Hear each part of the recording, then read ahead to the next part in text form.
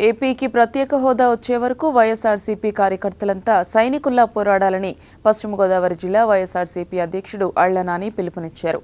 రాష్ట్రానికి ప్రత్యేక హోదా ఆవశ్యకతపైన ఈ నెల 22న ఏలూరులో వైఎస్ జగన్ ఆధ్వర్యంలో జరిగే యువభేరి కార్యక్రమాన్ని విజయవంతం చేయాలని ఆయన పిలుపునిచ్చారు.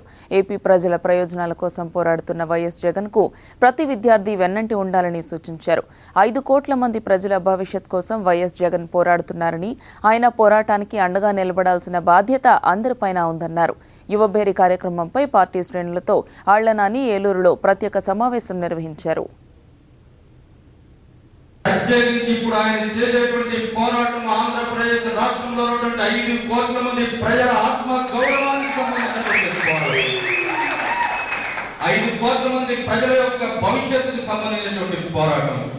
రానున్నటువంటి కాలంలో ఆంధ్రప్రదేశ్ భవిష్యత్తును ముందుకు తీసుకువెళ్లాల్సినటువంటి నాయకులు ఆ బాధ్యతను విస్మరించి తన స్వార్థ ప్రయోజనాలను నెరవేర్చుకోవడానికి ఆంధ్రప్రదేశ్ రాష్ట్రానికి సంబంధించినటువంటి భవిష్యత్తుని తాకట్టు పెడుతూ ఉంటే వారిని ఎదుర్కొంటానికి ఆయన చేసినటువంటి పోరాటంలో ఏర్పాటు చేసినటువంటి కార్యక్రమం